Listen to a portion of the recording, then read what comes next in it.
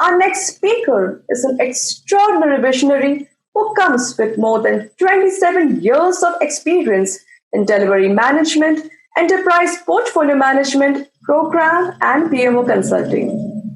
He is an ambassador of the DevOps Institute and is part of the ITIL4 development group and is also the member of the ATO Working Group Asia for Acceleros. He is the CEO of Excellentro Consulting Services India and Excellentro PT Limited Singapore.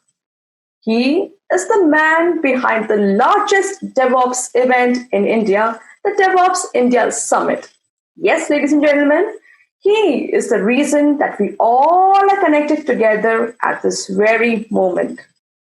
And today, he is going to walk us through on how SREs are responsible for reliability. System is reliable only when it is secure. Ladies and gentlemen, let us now welcome with our happiest smiles the one and only Dr. Niladri Choudhuri. Hi everyone, this is Niladri Choudhuri, CEO of Excellentro and also the chief organizer for this event that you are witnessing, that is DevOps India Summit. Thank you all for joining my session. I will be talking about SREs and their responsibilities in terms of reliability. And this is inspired by the latest book from Google called Building a Secure and Reliable System. As they say, here I am also agreeing to it that a system can be reliable only when it is secure. If it is not secure, the system cannot be reliable.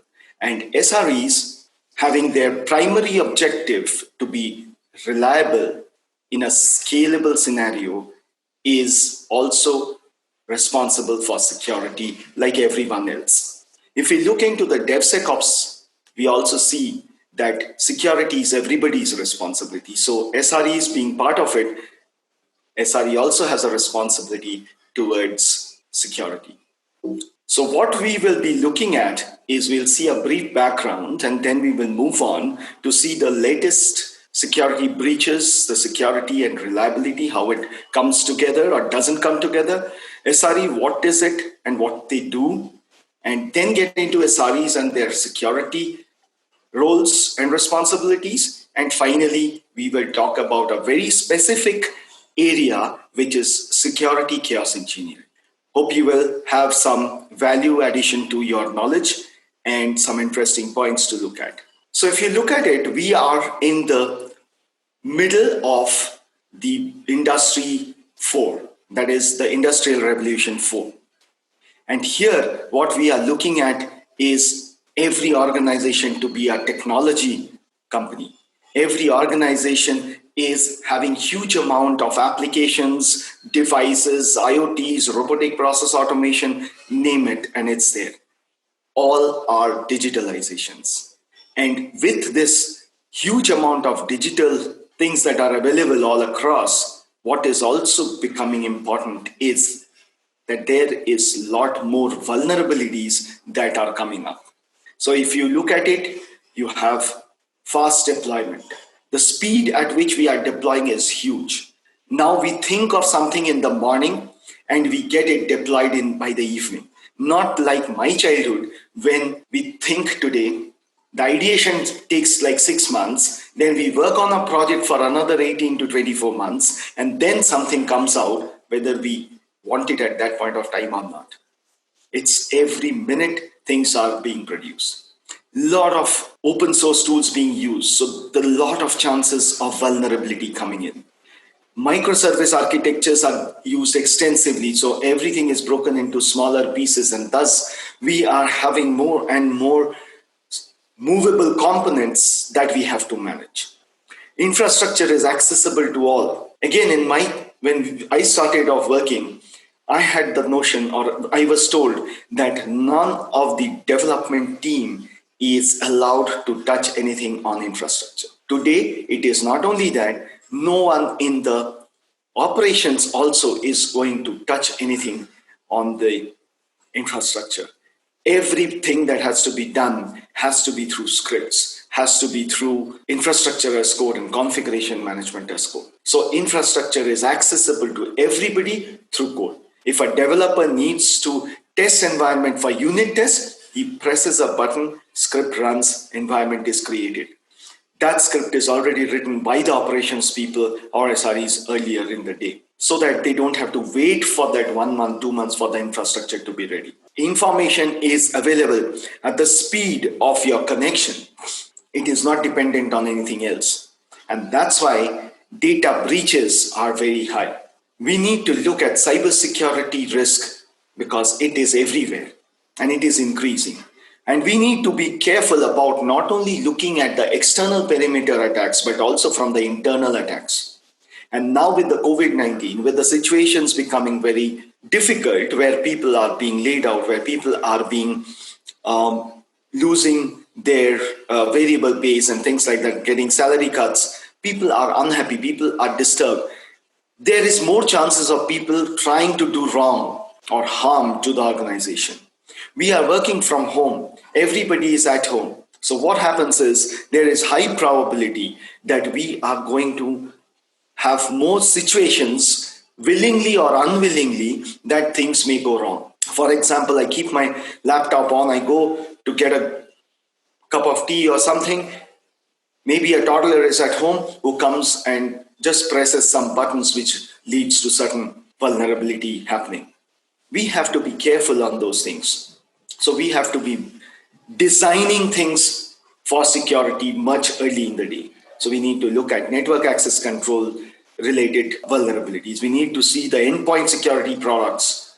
We need to, like antiviruses, or we will go with digital signing and digital versioning to make sure, and whitelisting to make sure it is much more safer than just antivirus. Security testing products, bounty hunters. You have compliance and governance to be adhered to, and assurance to customer that they will not be harmed by any security vulnerabilities. That is what we are trying to give when we are saying that we are having a secure, reliable system. Just see the number of data breaches that has happened. And these are only till December 2019. And not all are just because somebody attacked, but it is also because there are some breaches which is related to somebody making some mistakes somewhere. This is, I know you cannot see the details in each one, but it is only a portion of the breaches that has happened in August 2020. There are multiple breaches that has happened. Very recently, we also saw a denial of service breach which came out for Telstra New Zealand. But then again, they came back the next day and said it was not a breach, but it was some DNS problem. So security and reliability goes hand in hand. We need to make sure that reliability and security is given equal importance. Reliability and security both needs a very, very good design consideration from the beginning, not a program at the end or not a different tool being added at the end. Different risks are to be considered for designing reliability and security. So to be both reliable and secure, there needs to be good design consideration. Different risks are to be considered for designing reliability and security. Reliability risks are non-malicious in nature. That means they are not purposely being harmed, but something went wrong. Like for example, a bad software patch, which led to some failure, or a hard disk failure in a RAID system. Whereas reliability, that is for reliability to be considered. But when we are talking about security risks is where somebody is intentionally trying to harm. And that's why reliability needs to have a fail-safe system. While security might require an option to have a door opened when there is an attack, we need to enter through that door. We need to take control over that attack and eliminate it as early as possible. So designing for reliability requires us to consider that something might go wrong. Design for security requires us to consider that someone is trying to make things wrong. We have to have fail-safe. Security might be an option, right? To have the door open when we are in attack. We see that both reliability and security is concerned with a couple of things. One is confidentiality. Just imagine that a mic is stuck in the cockpit of a flight. That's a breach of confidentiality. What the pilot and the co-pilot is talking is something which should not go out of the flight. Then there is problem of integrity. Data's integrity may be lost due to memory problem or availability. There is denial of service, and we have to see whether it is really a denial of service versus a sudden spike due to some effect. For example, if you look at a search engine like Google, if you look at it when the COVID-19 happened, or if an earthquake happens, or if there is an attack somewhere, immediately people start searching for that particular situation. So there is a spike, and there is a need for more and more resource to be available. Now we have to identify whether it's a denial of service attack or whether it's a natural spike due to the change in the environment. Commonalities between reliability and security, both are invisible. Visibility of reliability and security during good times is seen as a cost. And that's why today we have so much of vulnerabilities which are attacking the organizations, even though we say that we are having a CISO or we are having a security team with our organization. But that is not good enough. Because when there is no attack, everybody is happy about it. You try to add more tools, more tests and all, it is looked at as a cost. We need to have assessment for both. So we need to have budget to assess during good times too, not only just when something goes wrong. We need to design the system in a simplistic manner so that in a loosely coupled architecture, so that it is easy to find out the defects fast. It is easy to find out the attack much early, not like wait for 8 months to even find out that some attack has happened. That requires good loosely coupled architecture. We need to have observability. All these comes into play. We need to evolve because as things goes, as time passes, more and more new vulnerabilities will come. So we have to have loosely coupled as systems will evolve. Things will change, new vulnerabilities will come into existence. And finally, we need to have resilience. That means we should be able to restrict or find out the defect and restrict it with minimum damage and jump back to normal business as early in the day as possible.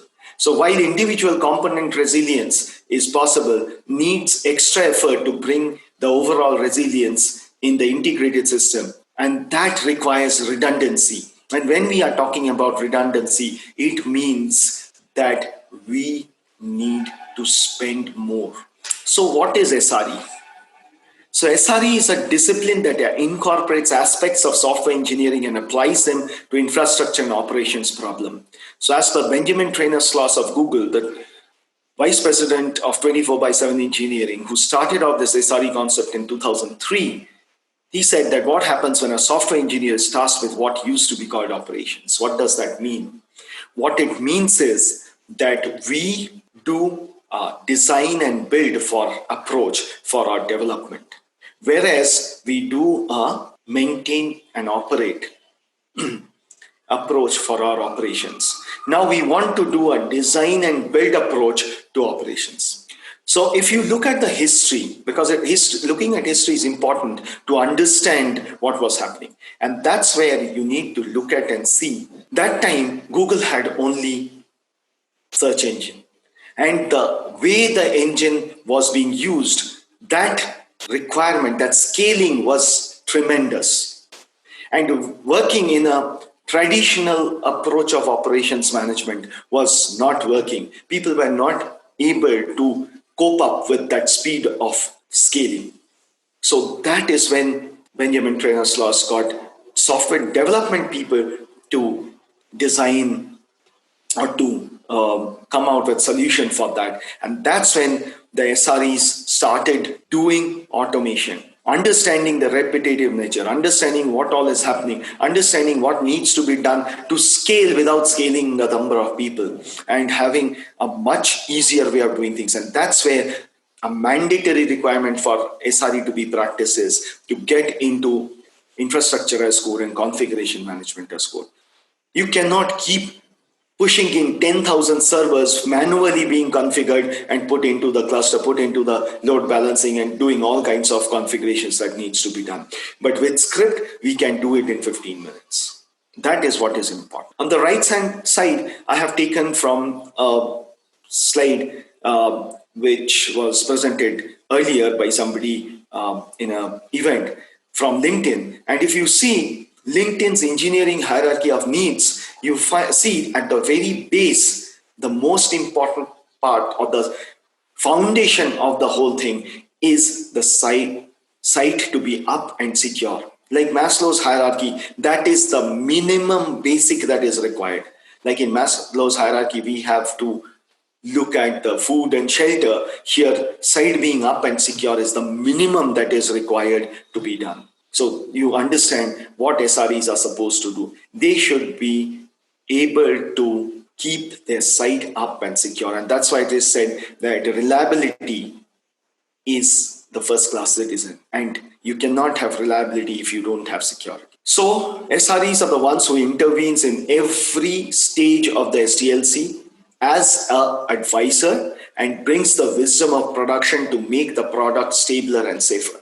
There's no point in ideating a product, delivering a product, and then handing it over to operations just to know that that product cannot be deployed because of various reasons, which doesn't pass the requirement to be deployed, or it will take up the current resources and will affect the current stable systems that are running. We need to know these things starting from the ideation stage, move forward in every stage to see that everything is fine and everything can be taken forward. So they are involved in monitoring and incident response. They are involved in post-mortem and root cause analysis. They are involved in testing and release. They come as an advisor to the development at every stage of the software development lifecycle. They are the ones who finds out what are the ways to reduce the toil and automate. They are the ones who finds out the error budgets are being met and not breached. And if it is breached, they decide to stop new feature releases and make systems stabler, because stability is most important thing. Manage error budgets to the SLOs and chaos engineer. We'll talk about chaos engineering a little bit from now. So if you look at it, how are they involved with security? So in DevSecOps, we know that security is everyone's responsibility. SREs play that critical role in making the system secure because they are coming as advisor. They are making sure that everything is reliable and secure. So from that point of view, you see that they are into monitoring and incident responding. So security related incidents also leads to outage and must be handled like any other outage. Observability related to security is must and helps more than traditional monitoring. SREs are the ones who are going to automate security related incident handling. They are the people who are going to add more and more observability into the system to take out all the information that is required to ensure that there is no vulnerability, there is no attack, there is no weakness. And this is becoming more and more important. Observability is important. Just monitoring is not good enough because we are using a lot of more microservices. We are using serverless architecture. So all these dynamic components in our whole system is becoming more and more used, and that creates more chances of vulnerability. They should be doing the post-mortem and root cause analysis. So SREs will be involved in post-mortem and RC of security incidents along with the security team. Inject the engineering discipline. So try and build everything as scripts. Nobody touches the server. Human beings can make mistake. Human beings can make willful sabotage. But if you have a script, if that script is run once, what it delivers, it will deliver the same thing 100,000 times it is run. So we need to do that. Inject that engineering discipline and make it into a design and build scenario. And we need to have the blameless postmortem, which is one of the characteristics of SRE. People should be free to come out and say that they have done something wrong which has led to this. It is not important that Niladri has come and done something wrong. What is important is to understand that if Niladri could do this mistake this way, Everyone else in the organization can also do that same mistake in the same way. So we need to find out what can be done to avoid anyone from making the same mistake in the same way. Testing and release. So testing in production is the new normal today. In DevOps, we talk about extending that pipeline into production, and that's why we have the canary test, we have the blue-green test, we have the A/B testing and feature toggles and dark launching, etc. We need to do that to also test the security, not just the features. We need to have the safe test environments created by the push of a button whenever it is needed. Secure data management in various environments. If you are using similar to production environment, if you are using similar to production data in your testing, your test environment has to be also similarly secure as production. Your data storage has to be similarly secure as your production. So testing and observability for microservice, serverless testing. So we need to test for various aspects, for even for security related effects like latency and performance impact due to a security attack, cascading failure, service discovery, authentication, authorization, access control. We need to make sure that even in a situation where there is a possibility of an attack, whether all of these should be able to throw out that symptoms that something may be wrong from the security aspect, not just from the application performance or not just from the point of view of features. You come as an advisor to the dev. So SREs are senior people, experienced people who has the understanding of development and also the understanding of what is happening today on the ground in operations. So they are bringing the wisdom of production related to the security as early from the idea stage. So SREs comes from the right to left, and all the others are moving from left to right in terms of delivery. We need to have a lot of design considerations, and design considerations are very, very important. A very good design is the key to having a proper secure system. So we need to design for redundancy. So it is here you need to look at designing for secure and reliable system where primarily the emergent properties of the entire development and operations workflow. Design process will involve numerous trade-offs between security, reliability, and feature requirements. So there will be need for redundancy, there will be need for cost. We need to design for least privilege. So the principle of least privilege is giving a particular user the minimum authentication, authorization required to complete that work. So we need to understand what those people are going to do with your system, how they are going to use it, what they are going to do with that, what they want to achieve. And for that, whatever the minimum authentication authorization is required, only that much is given. So these restrictions should be same. We have to make sure that if 3-4 different containers are there on the same host, all the containers have the same level of authorization. It cannot be one at a higher authorization level and one at a lower authorization level. We have to design for all those. So unnecessary privilege will lead to growing surface area for possible mistakes, bugs, or compromise, and create security and reliability risks that are expensive to contain or minimize at a later stage. We have to design for understandability. That means we have to first understand whenever something goes wrong. And not only whenever something goes wrong, we have to understand proactively that is there a possibility of something goes wrong in terms of security. For that, we need to have a very, very loosely coupled architecture. We need to have a system which is broken into smaller pieces so that we can have a very good, very small MTTD, mean time to detect.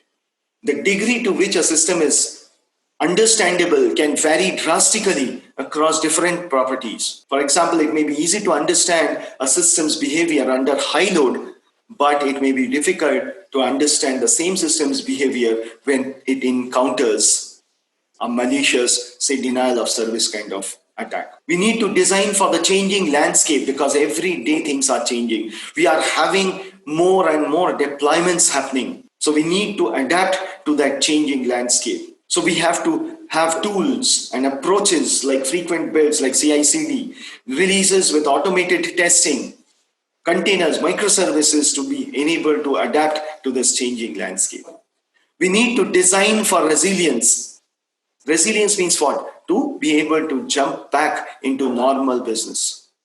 So our ability to adapt, fulfilling these considerations for resilience is planning for resilience. We have to be able to protect against attacks and to withstand unusual circumstances that stress your system and affect its reliability. So from the early stage of designing, we need to consider and think how to keep the system completely and partially running even when there is an attack. So if there is a denial of service attack, it should not be such that the denial of service not only crashes your system, but it also goes and crashes your fallback when the BCP kicks in or the DR kicks in. So we have to consider end to end of the system, not just a part of it, not just a component of it. We need to design for recovery. So all complex system experience reliability issues, and thus attackers explicitly try to make systems fail or otherwise deviate from their intended function. So during the early stages of product development, you should anticipate such failures. Plan for inevitable recovery process that follows, and mitigating denial of service attack is the last one that you need to consider. So security and reliability intersect when an active adversary can trigger an outage by conducting a denial of service attack. Now it is becoming more difficult when the current scenarios that we use, like the auto scaling. So if there is a denial of service, it is using up your computing power or your network bandwidth or your storage space or your RAM. With our auto scaling, what is happening is it is automatically, as soon as it reaches the threshold limit, it is automatically adding to that.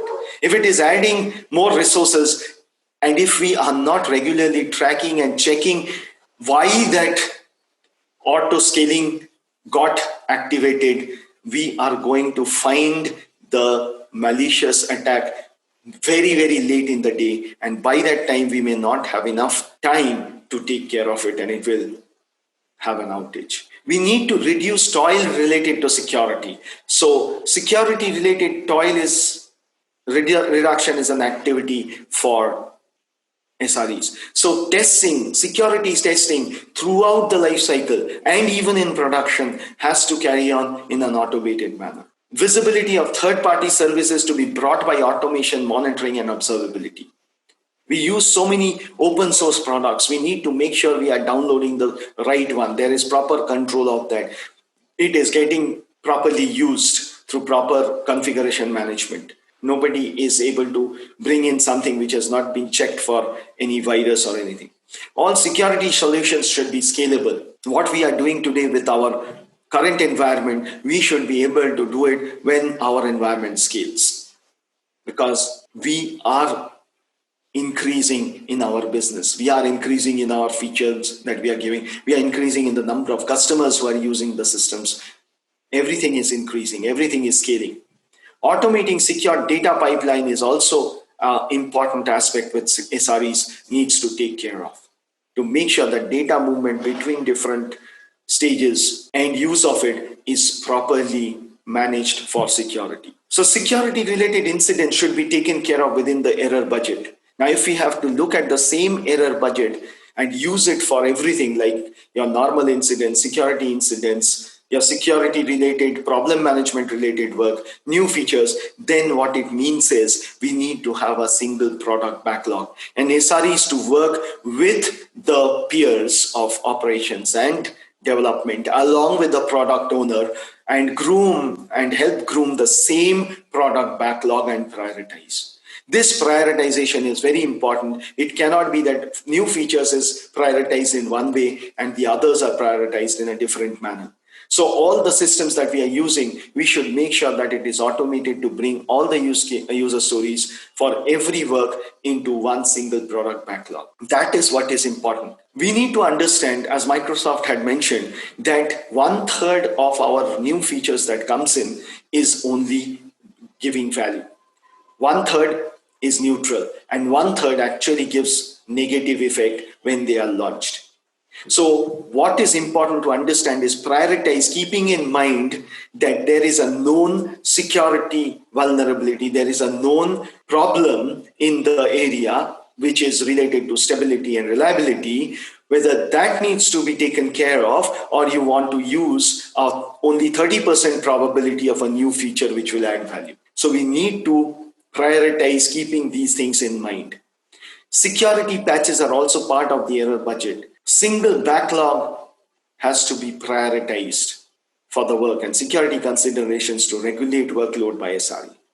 Now, just to give an idea about what error budget is. So if we are saying that we are going to have a 99.9% availability in a month in a 24/7 situation, it means that in a month we have only 43.2 minutes to be able to do whatever needs to be done, which will lead to an outage. So 43.2 minutes of outage is possible. So all the work that needs to be done, which is leading to an outage like a rebooting, shutdown, whatever, that has to be only 43 minutes in a month.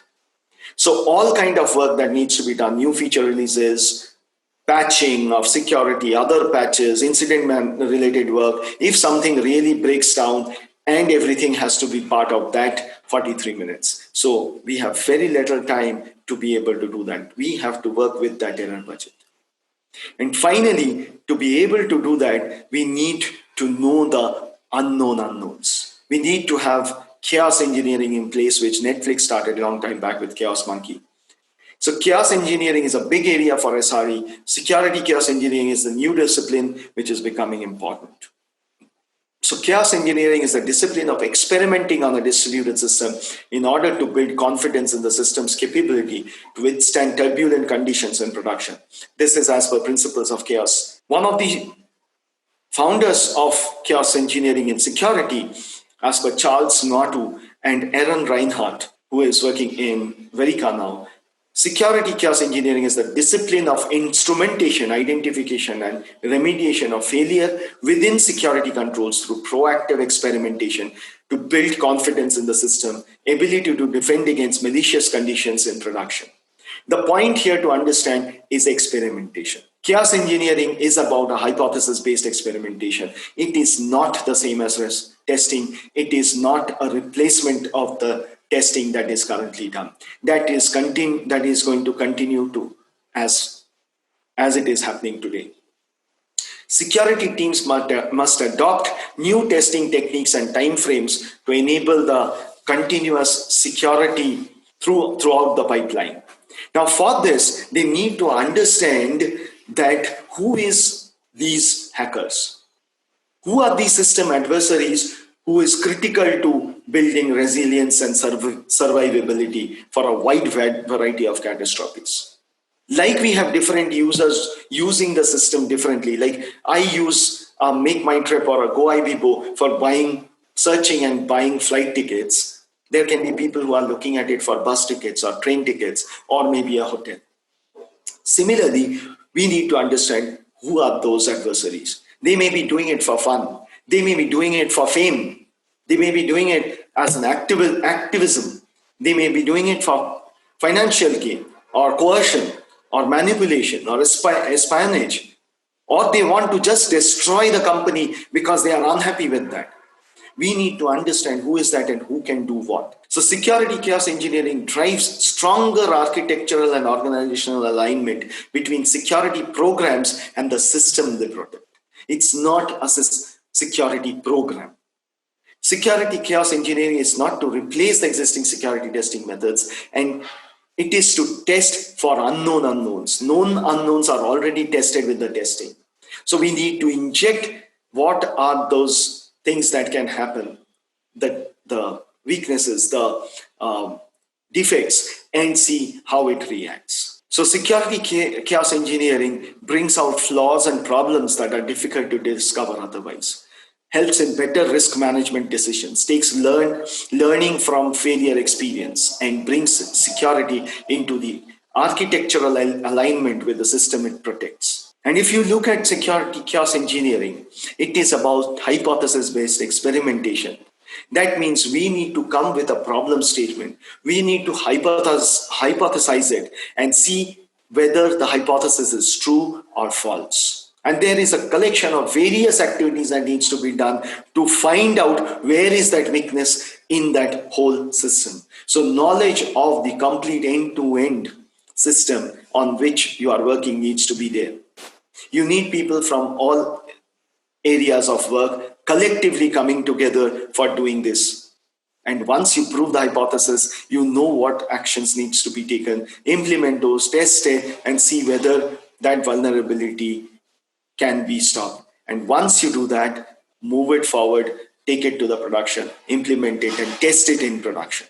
So there are multiple tools which are available today to do that. So you have chaos automation platform called CHAP. You have the chaos toolkit. You have Gremlin. You have Verica. So Aaron Reinhardt is now in Verica. He's founder of that. He was the one who was, and Natu was the one who actually they started creating this open source product called Chaos Slinger.